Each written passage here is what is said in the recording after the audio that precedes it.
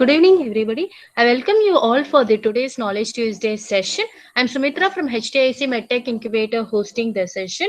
Before we move to the session, I would like to say a few guidelines for the session. I request all the participants to kindly stay on muted and please unmute by yourself when you want to say something or you want to ask question. We also created a feedback form for this session and we will be posting the feedback form link in the chat box. So requesting the participants to please fill the feedback form at the end of the session for us improving the upcoming Knowledge Tuesday sessions. For the today's session, we have the speaker with us is Ranganayaki Rangachari. She is a partner in Ritu Ranganayaki and co-chartered accounts. And the topic for the today's session is statutory compliance for the corporates. Over to you, ma'am. So I think Archana will present, so I can stop Sure, my. sure. So Archana, can you present the screen? Archana? She's presenting the screen. Yes, ma'am. Over to you, ma'am. Thank you. Good evening, everyone. A warm welcome to all of you for this knowledge sharing session. Today's topic is statutory compliance for corporates.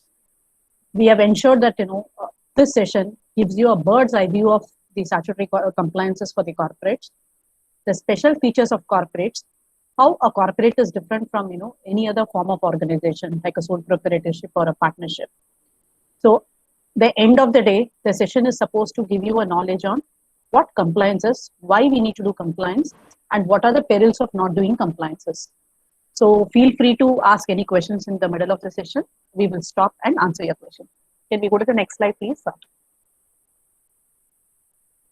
When we say corporate, only there are two forms of organizations which are considered as corporate for all practical purpose. And for startups like you, only two entities are considered. One is a company form of organization. A company is divided into a public limited company and a private limited company. And there is a limited liability partnership. The main advantage of these two forms of organization is that they are, just like any other partnership, four of us come together and form a partnership. Even in a company, four of us can come together, two of us can come together. For a private limited company, you need minimum 2 members. To incorporate a public limited company, you need minimum 7 members. We can come together and form an entity. The only difference is the entity will be considered separately from the people constituting it. For example, you and me together form a private limited company, say XYZ Private Limited.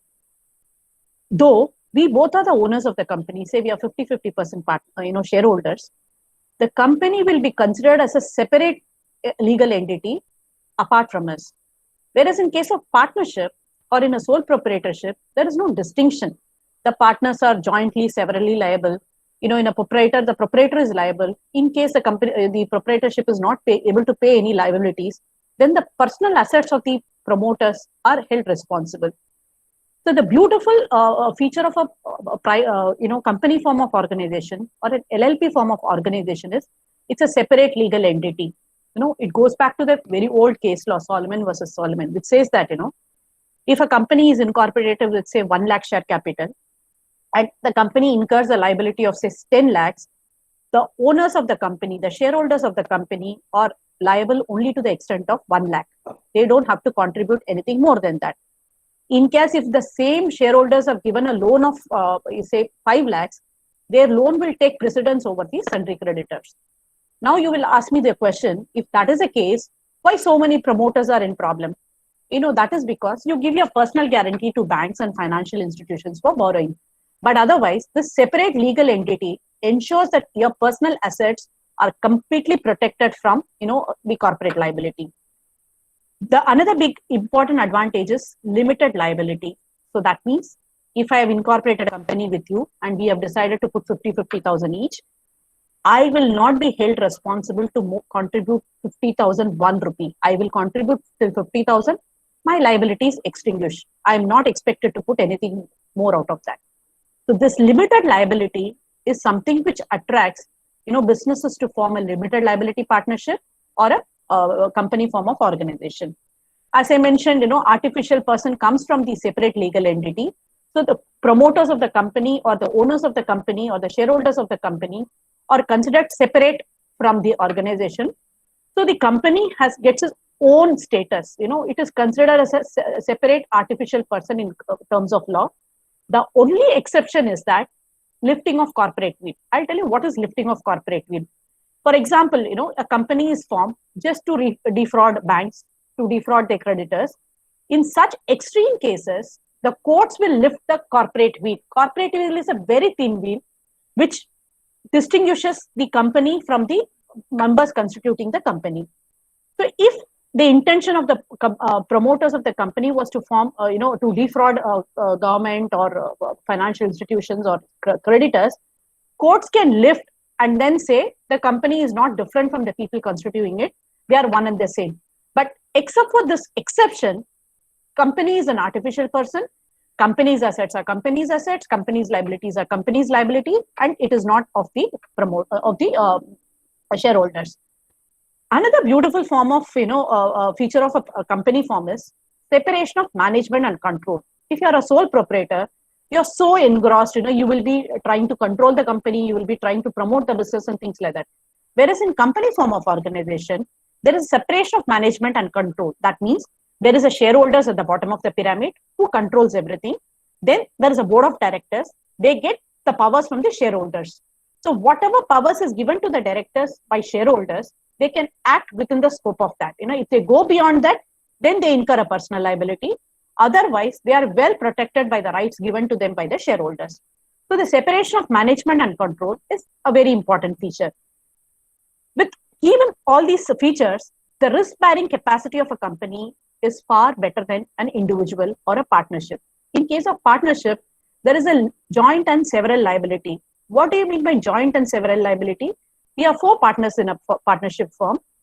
In case, if we have a profit sharing ratio, profit and loss sharing ratio of say 1/4, if there is a liability, if one of the partner is not able to contribute, other partners are expected to contribute. That means their liability is joint and several. If one person is not able to contribute, the other person is expected to contribute. Whereas in a corporate form of organization, this is not there. So because of this feature, the risk-bearing capacity of a corporate is far better than any other form of organization. So we have discussed about the lifting of corporate veil. So to talk about any corporate event, we need to understand what is it, the specific features of corporate. That's why we have discussed this particular slide. Archana, can we go to the next slide, please?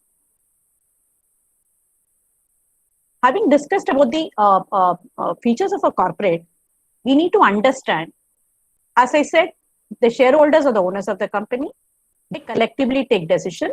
They, elect the board of directors and give them the power to operate. With power always comes duties. So if you are a director of a company, you should know what are your duties, what is expected out of the person. Companies Act 1956 never defined the duties of directors. This Companies Act 2013 clearly established what is expected from a director. Once you have the expectation, what you are expected to do and what you are not supposed to do. Now that comes from the particular provisions of Companies Act. The Companies Act very clearly says, the duties of directors is to act accordance with the articles of the company. Now we need to understand what is an article and what is a memorandum. Memorandum and articles are the basic documents which govern a company. Memorandum talks about the name of the company, the objects of the company, where the registered office of the company is situated, what are the objects, the main objects and the ancillary objects of the company, what is the capital, and whether the liability of the shareholders are limited. So this is memorandum. Whereas article is like a bylaw. It like how to run an organization, what are the duties of a director, what are the powers of the directors, how you have to conduct a AGM, how you have to conduct a board meeting, how can you borrow, how can you lend, what is your limits within which you can borrow, lend. It talks about anything and everything. If you don't know how to draft your articles, you can look into Companies Act. It is given the standard template. So you can modify and change accordingly. So if a director acts anything which is not within the control, within the purview of articles, that means the person has, overshot this, domain.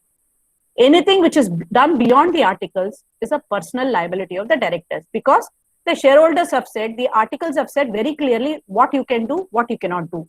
So if a director is supposed to know whether he or she has a right or the or the power to take certain actions which they are taking in the normal course of business. Whether you can employ people, if so, can you terminate people?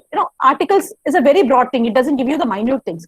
But if it is not within the scope of articles, articles say what is your borrowing powers. Say if your borrowing power is say 2 times and you borrowed 3 times, that means then the personal liability of director comes in. So articles tells you what is to be done and what is to be not to be done. So if you are acting within the accordance with the articles of the company, then the directors, are protected. Next is to act in good faith in accordance to promote the objects of the company to the benefits of members as a whole. The next comes, to act in the best interest of the company, employees, shareholders, community. So from shareholders, shareholders' interest, now we are all talking about stakeholders' interest. So that means we are looking at a broader perspective. It is no more, profit maximization. It is the wealth maximization. So at the cost of, making profit for shareholders, you cannot compromise on your environment. You cannot compromise on your fiscal laws. You cannot compromise on several other things. So working on stakeholders' interest is an important aspect of it. To exercise due and reasonable care and skill and diligence and independent judgment. One thing we have to keep in mind, if you are acting as a director of the company, you are encountered with 2 different scenarios wherein, you get 2 different kind of outcome.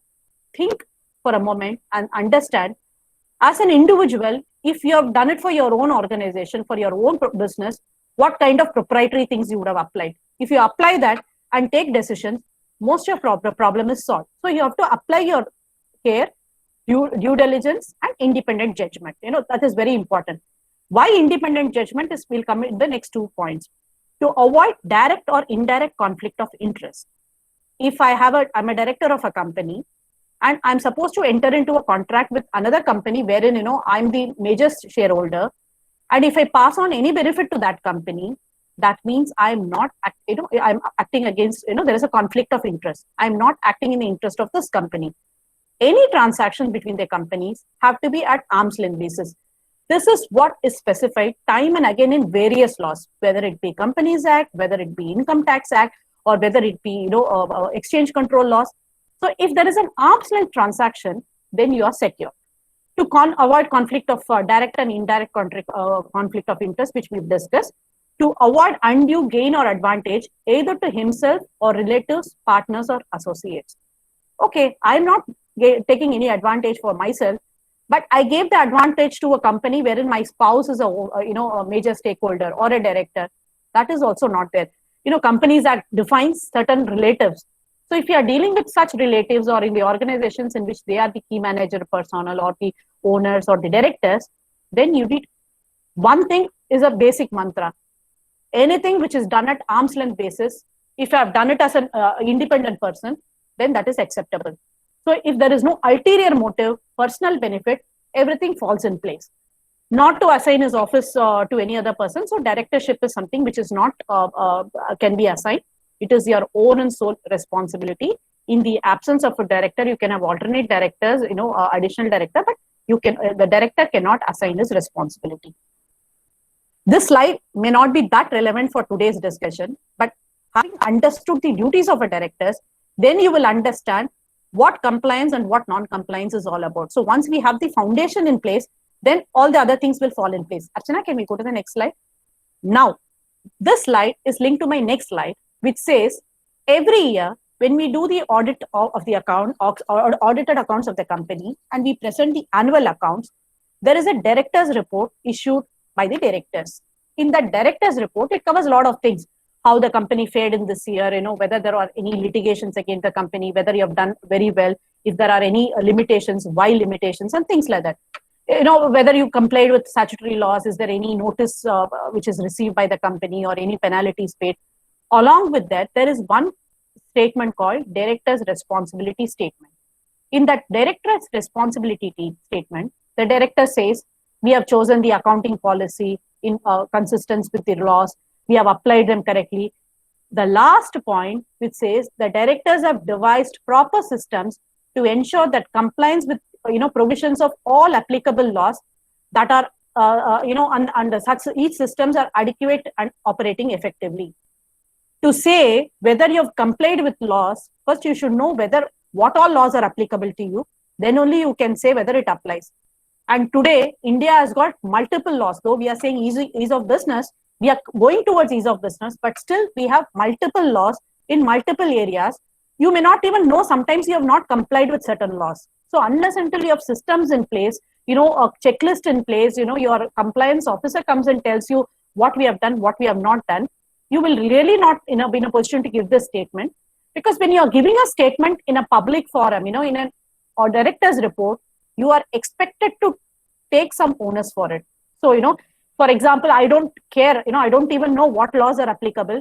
I have not discussed with my compliance officer. I have not discussed with my auditor. I have not discussed with my company secretary or my accounts in charge whether we have complied, and you sign the statement does not make, law has to be fulfilled in spirit and letter. Letter is secondary. Spirit is the main objective of it.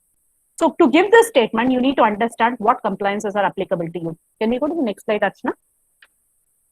Having said this, now you need to understand, if you are going to say, I've complied with all the applicable laws, we should know, first and foremost, why compliance and what is compliance, what all is to be complied. First, let me talk about why compliance, the pros and cons. Whatever is a pros, the opposite of is a con of not fulfilling compliance. Brand image, anybody and everybody would like to deal with a business which is completely compliant with business. If you don't have compliance in place, you cannot attract talent. Today, you might have an employee. Tomorrow, the employee will understand that working in this organization is a huge risk. He or she will quit. So there will be always an employee turnover. You cannot attract good suppliers or customer. For example, if you are an export unit, for example, a small garment manufacturing unit, if you want to have an export order, the foreign vendor will come and inspect your premise and see whether you have complied with every law. That is the level of compliance. If you have not complied, they will not give it to you. There are international policies on that, to recruit a vendor. So you will not be able to attract good suppliers or customer.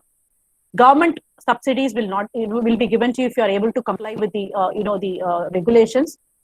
Being startup, very important point is business valuation.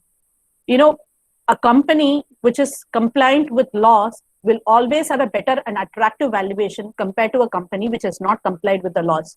Why I tell you, your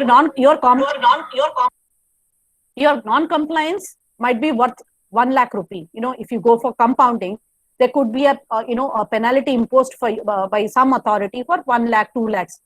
But at the time of valuation, the investor is going to say, I'm going to reduce 10% valuation for future contingent liability. It is not worth taking that kind of, non-compliance and get into valuation. Business valuation is a very, very important reason for compliance. As you know, you all need a peaceful sleep. You don't want to take stress and think tomorrow kidhar se notice aayega, from which department, what notice will come, whether the liability is going to be substantial or not. Nobody is interested in that. Whatever I said in the pros, it's exactly the opposite. The loss of statures and reputation, staff turnover, customer vendor loyalty lost, subsidies not given, investors shun away from you. The last but not the least is a penal consequence. Today, if you look at any act, whether it Companies Act or GST or Income Tax Act, for non-compliance, the penalty is per day basis, 200 rupees, 500 rupees per day, 5,000 rupees per day. Key managerial person is supposed to pay 50,000 penalty, 1 lakh penalty. We won't have that kind of financial resources to pay such kind of huge, one is, you have to understand, non-compliance does not even attract only penalty. If you pay late, you have an interest at 18% and 24% per annum, and then you pay penalty on that. So it is going to be a huge, burden of, financial burden of non-compliance. In a lighter vein, I would say, if you find compliance is very tiring and taxing, try non-compliance, then you will know what is the cost of it. So non-compliance is no more an option today. Maybe 5 years, 10 years before, people would have said, chalta hai, we will see, when the notice comes, we'll see. It is not, because with artificial intelligence in place, every department is sharing information with the other department. A simple example, when you file your income tax return, a company's income tax return, CBDD shares the information with CBEC, which is the indirect tax department. today, many of you, people who are in business will understand there are notices which is coming from service tax department. Say you have declared 1 crore as a turnover in your income tax return, whereas in your service tax return, there is only 50 lakhs turnover, 75 lakhs.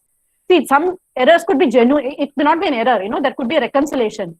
But if you have thought, I would get away with this, if your service tax is supposed to be paid about 10 lakhs turnover and you have not taken a registration, we are getting notices and our clients are paying those taxes. So with artificial intelligence, an officer need not even sit to collect the data. System gets the information and automatically passes on the notice to the assessee. So compliance is no more an option. It is compulsory. Archana, can we go to the next slide? Having discussed this, you need to understand when we say compliance, what all needs to be complied.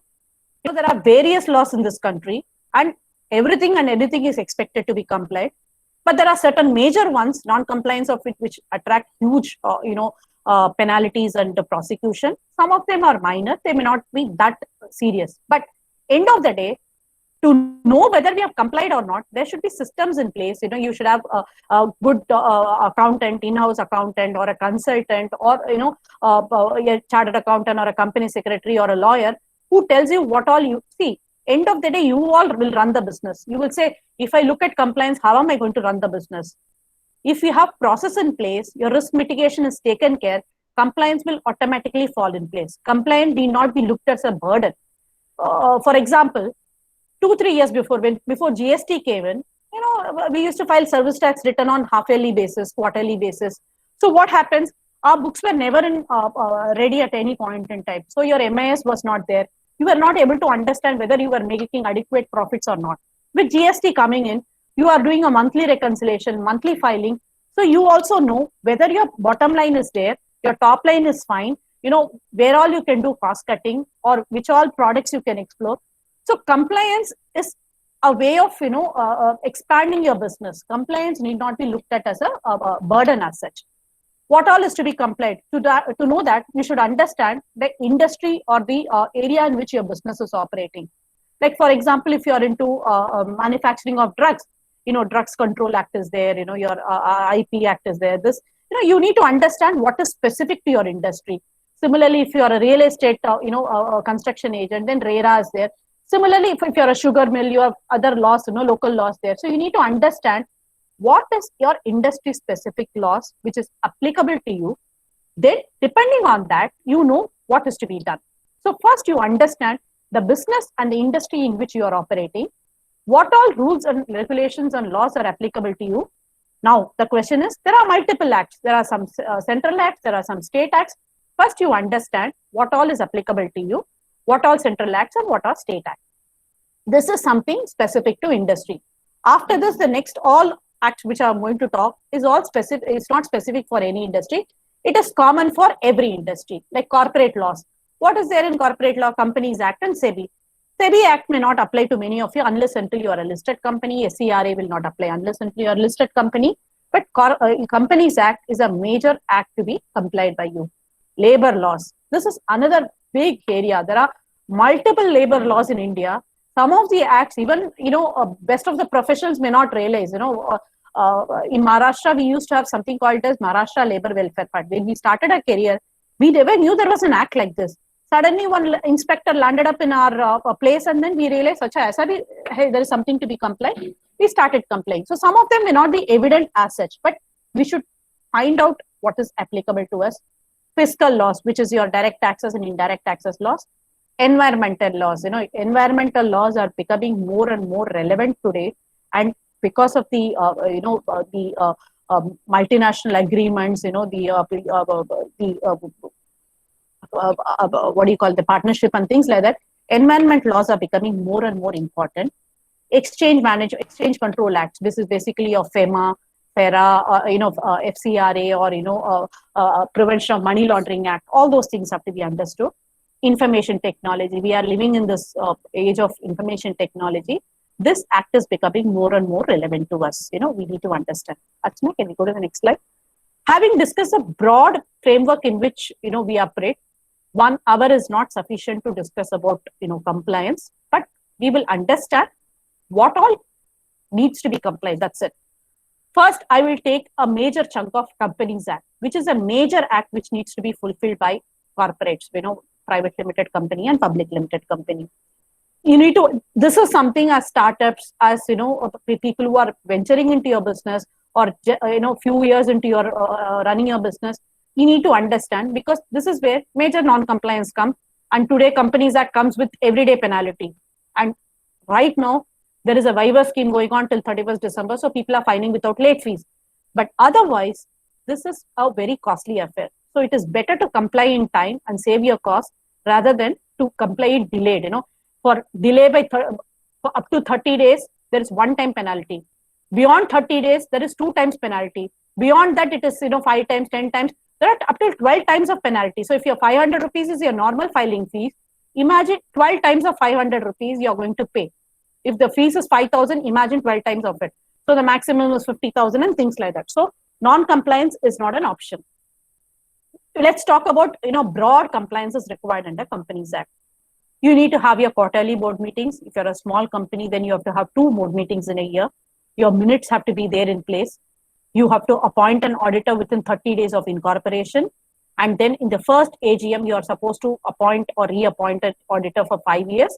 At the end of every 5th year, you need to appoint another auditor. When you appoint an auditor, a form called ADT 1 has to be filed. If your auditor resigns, then he has to file a form ADT 2. So, these are small non-compliance which really go unnoticed. Then, if you are a company form of organization, every year, there is no threshold limit for your turnover. You have to have your audit. You have to have an auditor. You have to get the accounts audited. And you have to file your annual filings, accounts in form of AOC 4 and annual return in the form of MGT 7. AOC 4 basically is nothing but, don't get walked up by these, abbreviations and things like that. Just an understanding, your professional will always guide you. But you need to understand there are some forms to be filed. So, accounts is to be filed under AOC 4 within 30 days of your AGM. So, if you are a company, if you are, completing your accounting year completes always on 31st March. If you are a company incorporated, say in January 2019, then your AGM can be held in, next March, your accounting year closes in March 2020. Otherwise, generally accounting year is 12 months, April to March. So within 6 months from the close of the year, you have to have your accounts audited and AGM conducted. So within 30 days from the date of conducting your AGM, you need to file this AOC 4. And within 60 days from the conducting of AGM, you're supposed to file MGT 7, which is your annual return. Annual return basically says, who are your shareholders? Was there any change in the shareholding pattern? Was there any transfer of shares? It talks about broad shareholder level information. Similarly, if you have taken, I have to mind you one thing that's there in the next slide. If you are a company form of organization, especially for a private limited form of company organization, you are expected to not to do certain things. You need to know that. Expected to do something is one checklist, not supposed to do is another checklist. You need to understand both of them. You cannot take loan from anybody and everybody. Companies, private limited companies, by the very definition says it prohibits deposits from public. There is a restriction on transfer of your shares. There is a limit on the number of shareholders to 200 and things like that. So you cannot go borrow from a third party. You can take borrowing from a person who is a director of the company, and at the time of giving the loan, he should be a director of your company. If not, then you cannot borrow. Similarly, if, for example, if the director is lending money to you, the director is supposed to give you a declaration saying that I am giving this loan out of my own funds, because you are not expected to borrow from somewhere and lend to the company. It's a misuse of borrowing provision. When you go for a bank loan, bank will always say money which is lent to you is to be used for the purpose for which you have taken the money. Similarly, you cannot borrow from your relatives and give it to the company. The company can borrow only from directors and relatives, and that too, it should not be from a third party or from any borrowing. It should be from their own sources. So when you have some exempt deposits, like a loan given by directors, or if you have a trade creditor who is there for more than 365 days, who have given you advance, those information has to be filed in form of PPT 3. EPT3, this exempt deposit return, is something which has come in the last 2 years. Many organizations fail to file that. This needs to be filed. Similarly, if you have any money which is owed to a MSME, you have taken some services from MSME and you have not paid them beyond your 45 days or what, then you are supposed to file your half yearly return in MSME one, saying that how much money is due to MSME and why you are not able to discharge it. So being MSME today is a very big advantage for you, because you are good organization like TCS, if they delay their payment to MSME, they pay along with interest. Now almost every organization is expected to do, because the MSME Act says the payment has to go within certain time period, 30-45 days, beyond which the vendor, your customer, is supposed to pay with interest to you. So this MSME dues return is to be filed. Every year, the directors are expected to file their KYC. What is a KYC? In the first time when you have taken a DIN number, you do a manual KYC, wherein a professional like a chartered accountant or a company secretary certifies. They look at your KYC documents like your Aadhaar, PAN, establish. You have to understand the context in which these regulations have come in. Certain years before, you could have seen many companies who have been incorporated, all those shell companies with their with the directors as their drivers and maids and other people, who are actually not people who are real business owners. They have just created companies for certain illegal activities or to siphon funds and things like that. So now government, the Indian government is becoming smarter day by day, and this is expected from any government for that matter. Now they have brought in this KYC. So once they have a KYC, as a professional, you come to me. First year, you have taken a DIN number for example, say you have a driver. You have made him as a director of the company. And first year, I have to do the KYC. He will come to me with his Aadhaar and PAN number. If he's a genuine person who has a business interest, I will certify his form. If I know this person is not a genuine business person, he's just a driver which has been misused by the promoters, I will not sign their KYC. For example, for that matter, you will also not sign it. So that way, all these bogus companies or bogus directors will go out of the system. So every year, the first year, you have to do a manual KYC with a professional signature. Going forward, year on year, every year, you have to do a eKYC. What is eKYC? Basically, you get your OTP, you have given your mobile number, you have given your email ID. So you log into the system and say do eKYC. OTP comes to your mobile, OTP comes to your email. You put in those OTPs and your KYC is done. So they are understanding. Mobile number is again unique, email ID is unique. They are ensuring there are people who are the directors of the company. So this eKYC, if you don't do, what happens? There is a penalty of 5,000 rupees. It is as simple as that. If I don't do it, I will pay 5,000 penalty. Plus, after a point, MCA will, deactivate my DIN. So I cannot become a director in any other company.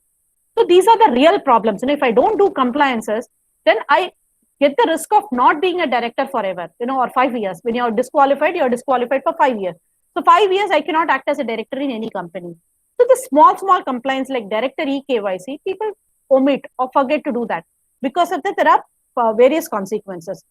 Similarly, at the beginning of every year, as I said, you need to have a board meeting every quarter or, once in 6 months, depending on what type of company you are. In the first board meeting, I am supposed to come with a declaration called MBP1, saying that which all companies or entities in which I am a director, shareholder, or a partner, so that the company knows these are the companies in which so-and-so director is interested.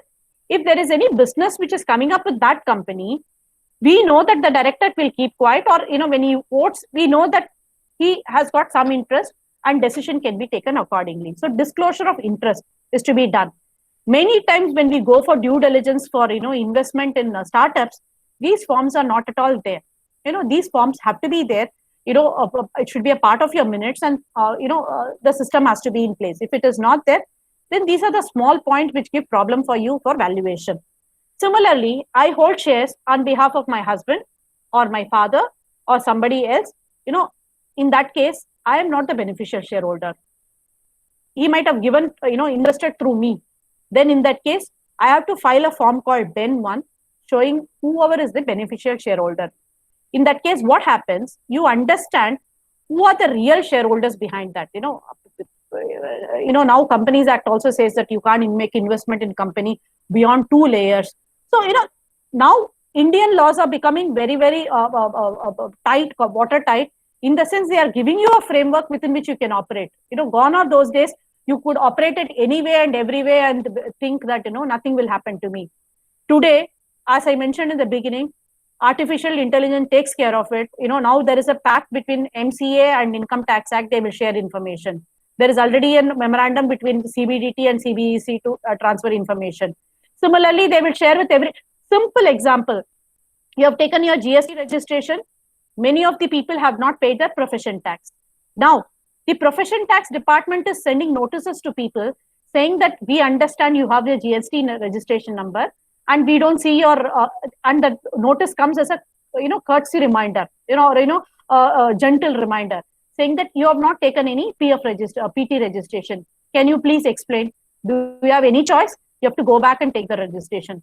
Instead of somebody asking you to take the registration, let's do it ourselves, voluntarily. Next slide, please, Archana. So these are the broad compliances under Companies Act. Companies Act got up almost 200, 250 compliances. We have talked about the major ones, Now, having said what is to be done, what is not to be done is something we need to understand. Once you sit with your professional, you talk to him or her and find out what all the framework within which you can act to do certain things, where all you need power, whenever you have to go to shareholder for approval, whenever you have to file any form with MCA, you need to find out. I just mentioned, company cannot take loans from anybody and everybody except from directors and their relatives, with a declaration from them saying that they have not borrowed and given this money. Similarly, private limited company can take a loan from shareholders up to a certain limit, and that too with the approval of the shareholders. So there is a form called MGT 14 to be filed. If you have not filed it, it's a non-compliance. Many people forget to file this form MGT 14. MGT 14 is nothing but any specific transaction or a special transaction which has happened in a board meeting or in an EGM, that is extraordinary general meeting, or in your annual general meeting, which needs to be reported to MCA. If you fail to file that form, then there is a penalty for non-compliance. That is the problem. Similarly, I just mentioned, if there is a deposits, exempt deposits taken by private limited company, there is a return called DPT 3 to be filed. If you don't file, then there is a non-compliance. Similarly, unless until you are into certain level, you cannot do political contribution. That is something. The last point is something very, very simple and common, and people fail to forget, fail to follow. If you have incorporated a company, if your object says you can do so and so things, and if you do anything which is not there in the objects, that means you are risking on your personal capacity. Because if, say, for example, I incorporated a company to do healthcare business, and nowhere in this object there features something called textile trading. But I start a textile trading, I start trading, there is a liability incurred, but that liability is a personal liability of the directors, because their memorandum never gave the permission to do a textile business. Unless until the shareholders amend the memorandum and registrar approves it, you cannot do which is not there in the memorandum. This is something, a major violation we see in many companies.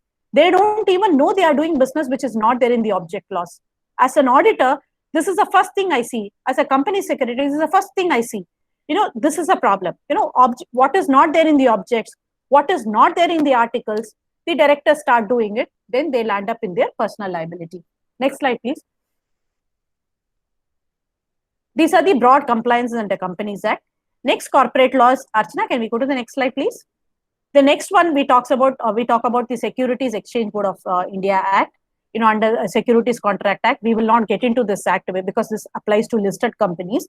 But we need to understand, if you are on the board of a listed company, or if you are a key managerial person of a listed company, then there are certain rules like prohibition of insider trading rules, wherein it says, when you are a director and you are coming through the financial accounts of that particular company, You cannot sell and buy the shares of that company because you are having certain inside information.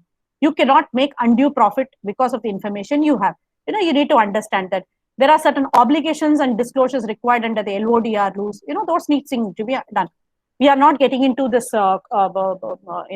listed company law because it's a huge law and we won't be able to do justice to that in 1 hour. Archana, can we go to the next slide? And it is not relevant unless until you are in the listed companies. Next, a major chunk of compliance come from labor laws. We know what is a labor law. It gives the rights and duties of employer as well as employee.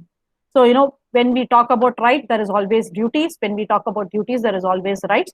Labor laws basically talk about that. And labor law is a major chunk of law in this country. Achana, next slide, please. Labor law comprises of central acts and state acts, like Factories Act, Minimum Wages Act. The act says, every state has got a minimum wages act, minimum wages. If you pay below that, it is not right. Similarly, if you employ, security, those security have to be from guard board. There are a lot of labor legislation, Payment of Wages Act, Minimum Wages Act, Factories Act, Payment of Bonus Act, Gratuity Act. Let's discuss briefly about these acts in the next few slides. Archana, next slide, please. The major chunk of act comes from Workman Compensation Act. This act talks about, when an employee gets, workman gets injured in your factory, what kind of, responsibility you have towards the person, what kind of, compensation has to be paid and things like that. You may not become an expert, but you can have a labor consultant always to tell you what is applicable and have you complied with that. Trade Unions Act, if you have a big, factory with certain amount of people, then Trade Unions Act apply. If there is a dispute, it takes how to resolve and things like that. Payment of Wages Act, how to pay wages, when to pay wages, what registers to be kept, everything is given in the Payment of Wages Act. Industrial Employment Standing Order says, what holidays to be given, when to be given, and things like that. If there is a dispute, you refer to Industrial Dispute Act and then get the solution. Minimum Wages Act, as I said, every state will have their own minimum wages. You have to comply with that. Factories Act talks about, what all facilities to be given, what all the responsibilities an employee or a workman will get it. Maternity Benefit Act, if you have a female employee who's worked with more than 30 days and, if they are on maternity, you are supposed to give certain amount of minimum leave. You cannot refrain giving a bonus to them. You cannot stop their promotion, things like that. Profession Tax Act. Here I want to come and stress, as startups, this is where we find major problem. Many of the startups don't take their professional tax registration. I just mentioned you have a GST registration, then professional tax department sends you a notice saying that, where is your professional tax registration? As a director of the company, professional act comes in two ways. One is the company is supposed to pay a PT, and the directors of the company is supposed to pay PT, and the employees of the companies are supposed to pay PT. So it is basically 2,500 rupees, and every month you deduct certain amount and you file your return. This is something you need to understand whether you're fulfilled or not. Archana, next slide, please. Payment of Bonus Act. If an employee is worked with you for certain amount of days in a year, then he or she is supposed to get a bonus. There is a way to calculate what is a profit, what is a minimum profit, allocable profit, allocatable profit, and things like that. And 8.33% is the bonus to be paid year on year. Payment of Gratuity Act. When an employee is worked with you for more than 5 years, so when they leave the organization, you're supposed to pay 15 days of pay for every completed year of service. And if an employee dies, then this 5 years limit doesn't apply. So, Payment of Gratuity Act will apply, Central Act will apply. Employees Provident Fund Act. If you have more than 10 employees working in your organization, you have to have your PF registration.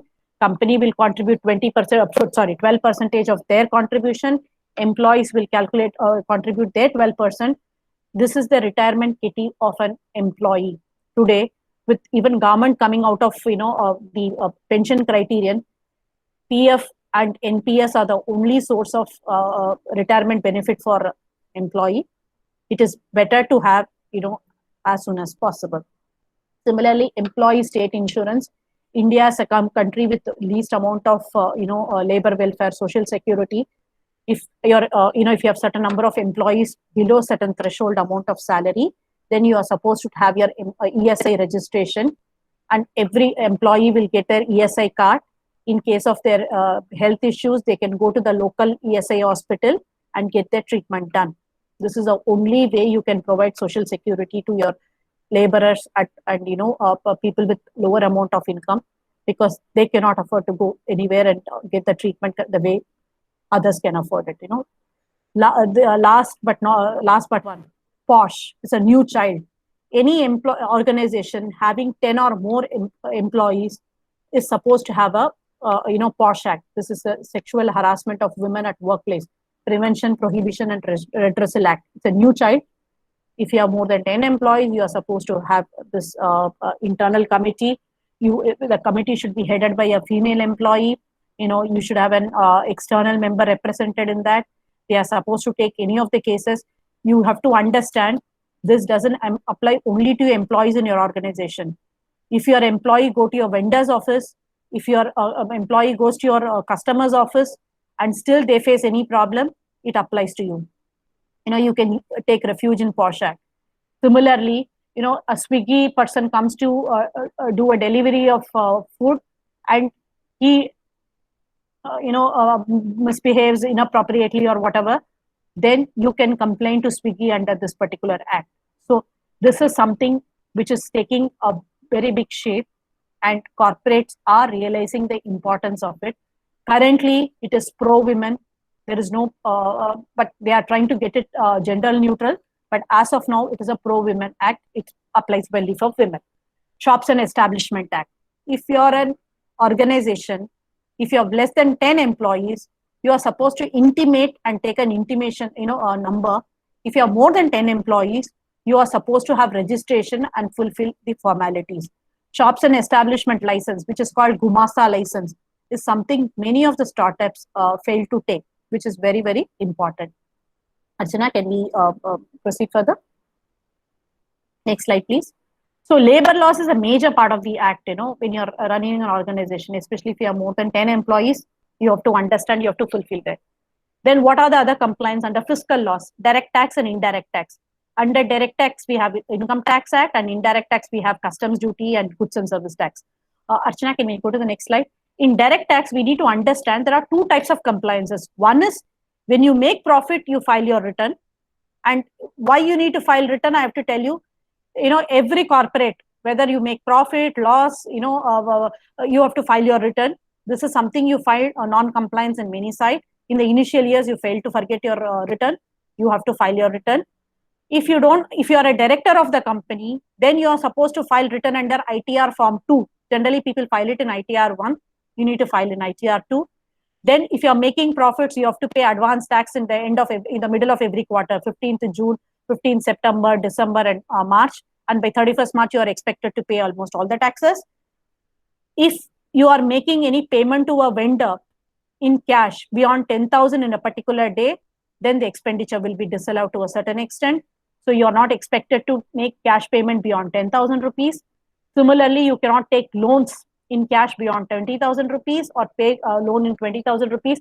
Basically, you have to discourage any cash form of organization. We have to get into e-payment mode in wherever possible. You need to understand, if you don't file your returns in time, then if you have any losses, it cannot be carried forward. Similarly, if you don't pay taxes in time, if you are failed to pay your 90% of taxes, then there is if you fail to file your return, there is a interest under 234A, penalty under 234A. If there is if you fail to pay your advance tax in time, in the deferment of percentages, then there is an interest under 234C. If you have not paid 90% of your taxes, there is interest under 234B. So it is non-compliance is again very costly. Income tax is a major chunk of law which you cannot skip not to comply. You have to comply. Similarly, if you have a turnover of beyond 2 crores, then you need to have your tax audit report. If you are a service industry beyond 50 lakhs, you have to have your tax audit report and file 3C-A and 3C-B and comply with the requirements. If you don't do it, then there are penalties associated with that. In income tax, Archana, next slide, please. The Income Tax Act, there is another major chunk of compliance which generally startups fail to do. It is a TDS compliance. What is a TDS? It's tax deducted at source. So if you are paying a salary to an employee and is above the threshold limit for non-taxation, you are supposed to deduct TDS, pay to the government, file your quarterly returns and issue TDS certificate at the year end. For salary, TDS certificate is issued at year end. For 194C, like payment towards contractors, under 194H towards commission, under 194I towards rent payment, under 194J for professional fees, and under 195 for foreign payments, the TDS is to be deducted month on month. Tax is to be paid before 7th of next month.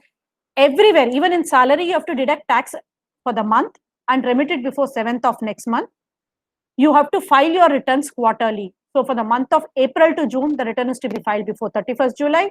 For similarly for July to September by 31st of October, so far and so on. If you don't file your returns in time, there is 200 rupees penalty for every day of non-filing. So, again, you cannot afford to do such kind of non-compliance. You have to issue your TDS certificate. Filing is tax deduction is one part, payment is another part, filing your TDS return is third part, and issuing TDS certificates to your vendors is a fourth part. You have to comply all the four things. If you don't do it, there are compliance, non-compliance burden there. We need to understand. If you are making a remittance to a foreign party, we need to understand whether it is a service, whether we need to deduct TDS on that. If so, you have to deduct TDS, take Form 15CA, give your own Form 15CA, take Form 15CB from your started accountant, and then complete the transaction. You cannot afford keeping any of this. I'm not threatening you with so many burden, but what I'm trying to say, if you do this, your life will be simple, compliance cost will be least burdensome. So this is because I wanted to stress on TDS, because many people fail on TDS compliance. They do their income tax compliance. They understand income tax compliance, but TDS compliance people tend to forget. Archana, next slide, please. Having discussed about the income tax, let's next we proceed to indirect tax. India had so many indirect tax, right? Excise, customs, the local octroi, and entertainment tax, VAT, and things so far and so forth. With GST, many of those laws have combined, so it becomes really easy for you to comply. And the big advantage of today's compliance is you don't have to go to a department to file anything. 5 years, 10 years before, you had to go to every department to file your returns. You have to wait in a huge queue. Okay, I agree, today, even when you try to file it online, there are system errors, but that is bare minimum. That is still understandable. Sitting at the comfort of your office and home, you are able to do the compliance, conveniently. So GST has consolidated a lot of indirect tax, except for customs and excise duty on some products like petroleum and things like that. These other byproducts of petroleum. Most of those acts are consolidated in GST. GST is when you're you have to understand, if you are rendering services and if your turnover is more than 20 lakhs, you are supposed to take your GST registration and do the compliances. If you are selling products, then 40 lakhs, if you cross the turnover limit, then you are supposed to take your GST registration and do the compliance. Now the question is, depending on your turnover, whether you have a monthly compliance or a quarterly compliance and an annual compliance.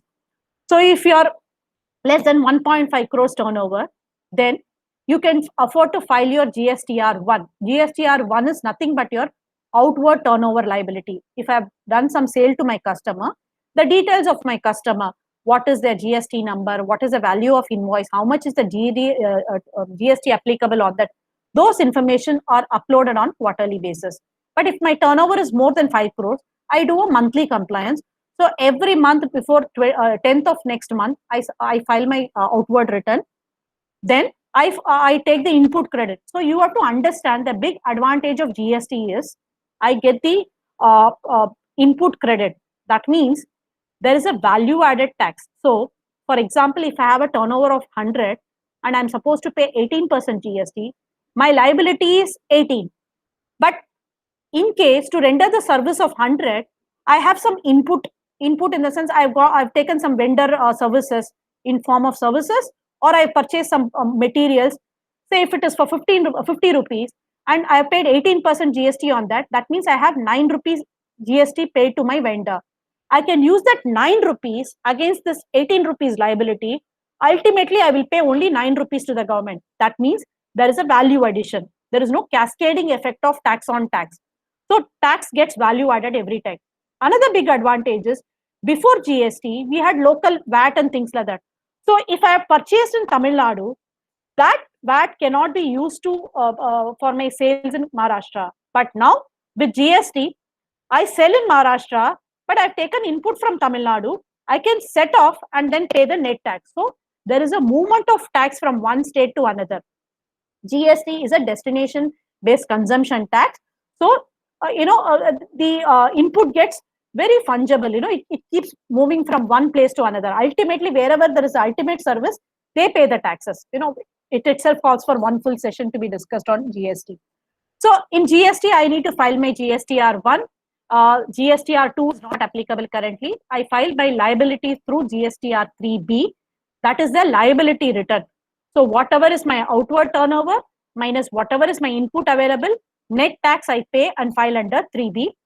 If my turnover is more than 2 crores, then I file my annual return under 9. And if my turnover is more than 5 crores currently, I get the accounts audited by a chartered accountant or a CMA and file a reconciliation statement. So GST is easy said than explained. The law is evolving. However, this is a very progressive taxation. Over a period of time, we'll see the benefits of GST coming to the society. In fact, companies like Hindustan Lever, they had published their statistics saying that post GST, pre GST, what was their product price, and post GST, what is their price? You could see there is a drop in their maximum retail price. Next slide, please, Archana. Then we have the environmental laws. I'm not going to stress much on that. As I mentioned, this is a important legislation which we need to understand. There are Water Pollution Act, there are Air Pollution Act, there are Land Pollution Act, hazardous wastage disposal laws. We need to comply with that, not for the our own benefit, but for the benefit of the larger society. We understand, we cannot exploit nature beyond a point. We have done so much damage. So these laws have to be fulfilled in spirit rather than letter. Next slide, please, Archana.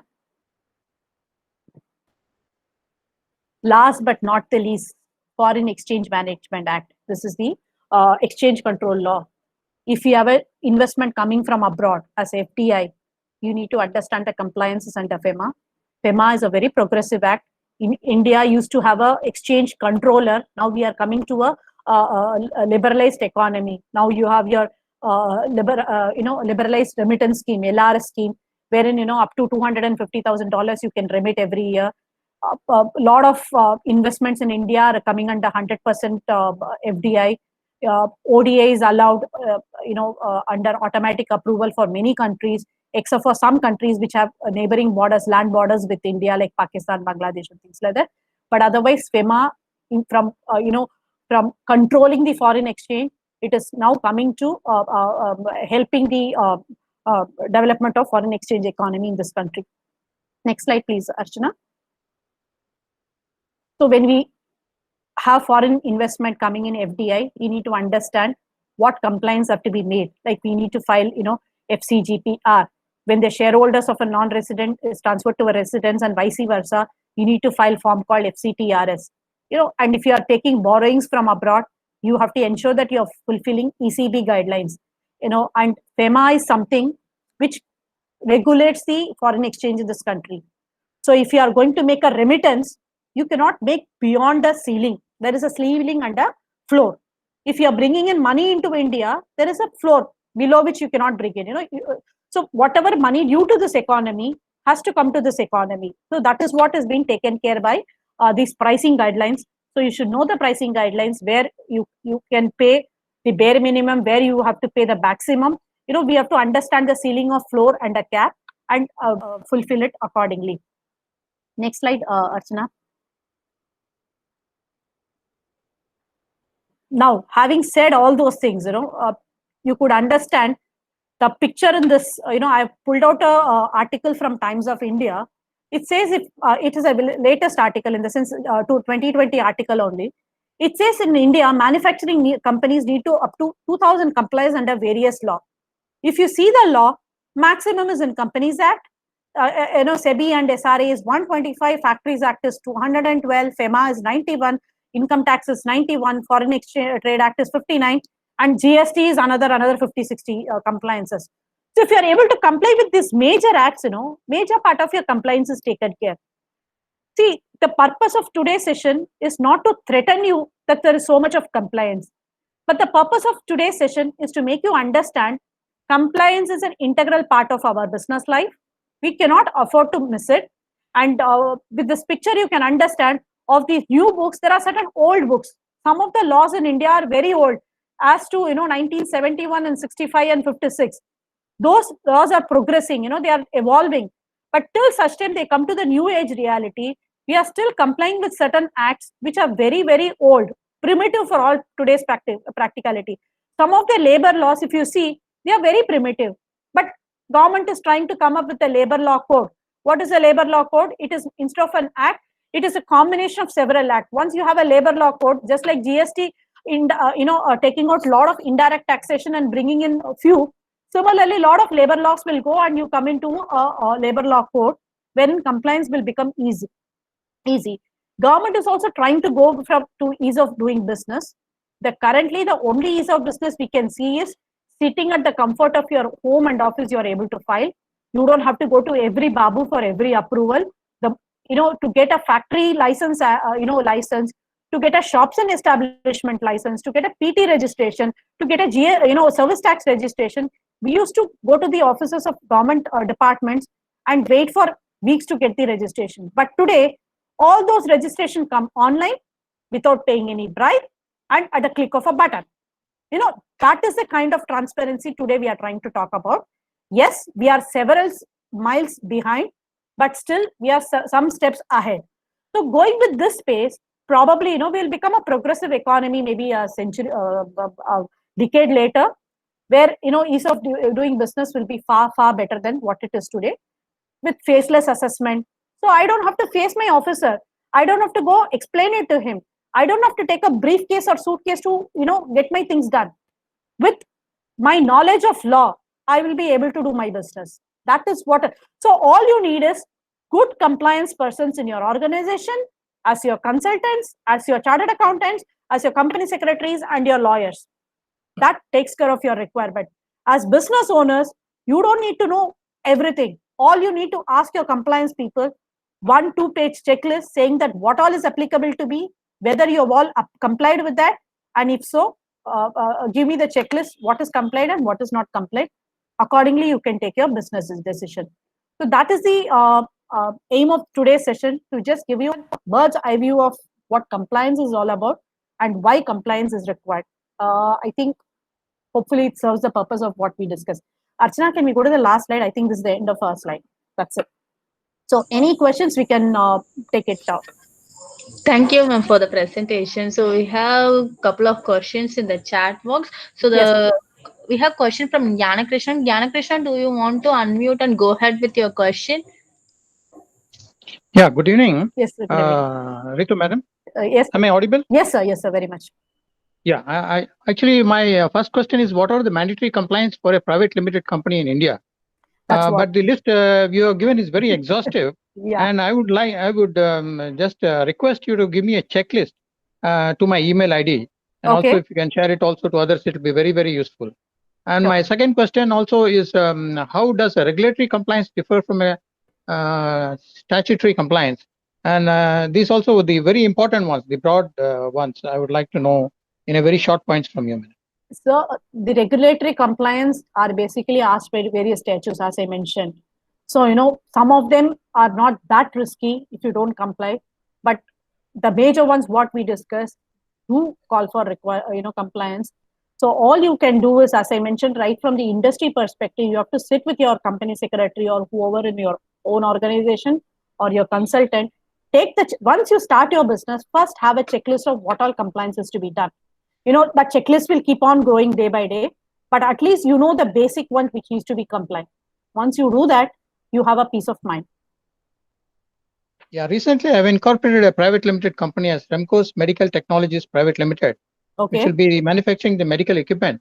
And what I see is how do you advise how to manage all these kind of compliances for a startup private limited company? Sir, have a Because very good consultant. That's what I will say. Because even in the professional, there are some people who think everything is okay, we'll manage it. But today, India is not that kind of India we will manage. It is time. Even if you want to go talk to the officer, it is not possible because system will not take your forms. So have good people who can advise you, who can guide you and handhold you in the entire process. That is what, having a good set of people with you is what is required for the day. Nothing more, nothing less. can I have your office address and phone number and email IDs, madam, Absolutely. to my It is there. email ID? Yeah. Sure, definitely. Yeah, sure. Thank It's there you so in much the for. beginning of the session. The phone numbers are there. You can take it. Not an issue in the presentation. Yeah, it was a great session, madam. You have brought Thank you a very lot much. of insight to the startup companies. Director like us are much benefited from this. Thank you so much. Thank you. Pleasure, sir. Thank you, sir. So we have one more question from Akshan. Akshan, do you want to unmute? Do you unmute and go ahead with your question? I think he's not there. So his question is, based on your description of a director of a company, do you need any special qualification or experience to become one? So the law doesn't ask for any specific requirement. Anybody can become a director. There is no restriction on that. All I need to establish their credentials, like your Aadhaar and PAN. So, to put it very lighter vein, it is like a politician. Anybody can become, no problem. Hope that his question has been answered. Okay, we have another question from Pragyan. Pragyan, do you unmute and go ahead with your question? Pragyan? Okay, ma'am. His question is whom to approach for registering company under Shop and Establishment Act. So you can approach any of your professionals like a chartered accountant or a company secretary. Even a local labor law consultant will do it for you, because today everything is online. Sitting in Bombay, I can do a registration in Tamil Nadu. Sitting in Tamil Nadu, they can do a registration in Bombay. That's what is the ease of business we are talking about. Nothing more, nothing less. Then his another question is, if the director's salary is less than minimum 3L per annum, should the director file ITR too? For a director, yes, the ITR has to be filed, even if it is below the threshold limit, because if you are a director, it is required. This is why I put it as one of the point in the slide. Many people fail to file the return. That's where is the problem. Okay. So his another question is, how is stipend different from salary, and is there a upper limit to stipend? See, end of the day, if your taxable income is beyond 2.5 lakhs threshold or 5 lakhs, because up till 5 lakhs you have some benefit called 87A, you don't have to pay any tax. Salary, stipend doesn't matter. End of the day, whatever money you earn, if it is above the threshold limit, you are supposed to pay tax on that. His question is, another question is, where can we get more information related to TDS, PF, ESI related to employees? Can you suggest any online source books? See, today Google Devo Namaha. So, you can, but the problem is you should look at the right article. That's the only thing. For basic understand, you can find lot of blogs, on TDS. You just put your keywords, you will get hundreds of articles. But only thing you understand that you pick up the right article from the right forum. That's it. Not from any Tom, Dick and Harry. That's it. But otherwise, today with Google, everything is possible for basic understanding. Hope that his questions has been answered. Even on a lighter thing, you can say HEIC can organize in a knowledge series on one day on TDS, one day on income tax, something like that. So your members will get benefit a lot from that. Yeah. Thank you. So we have another question from Ehas. So Ehas, can you unmute and go ahead with your question? So please let me know important complaint and taxation for manufacturing company in CES. You need to sit, and should be a specific checklist drafted for you by a professional. depending on, when you incorporated, what all compliance you have to done. As I mentioned, whatever is there in my checklist today is applicable to you. On that, which is applicable to you, like FEMA may not be applicable to you if you have not done any FDI or ODI, or in fact, in FEMA, I forgot to mention that if you have done an export, you are supposed to, receive your foreign exchange within 6 months. Similarly, if you have done an import, you are supposed to remit the payments within 6 months. If it is not done, then you have to take the permission of Reserve Bank for the delayed period and then do the remittance. Your AD will not allow you to make the remittance, or when they receive the money, they will ask you for a reason for why it is delayed. You have to give that reason. So, FEMA compliances will applicable if you're in an SEZ. Yeah. Thank you, ma'am. We are running out of time. So thank you for the presentation, ma'am. So before we wrap it, I would like to make few announcements. We posted the feedback form link in the chat box. So requesting all the participants to please fill the feedback form for us to improve the sessions. We are also hosting an Ask Me Anything series session on coming Thursday at 4:30 p.m. on the topic Ask Me Anything on the types of clinical validation. And the speaker is Dr. Bhuneshwar. And once again, thank you, ma'am, for your My pleasure. insightful session and sharing Thank your you. knowledge. So, usually we will post our session videos in our YouTube channel for the participants who missed out our session. So, I hope that is fine with you, ma'am. Absolutely. Yeah. Thank you, ma'am. Thank you for the participants who joined the session today. Have a good evening. Thank you, ma'am. Thank you.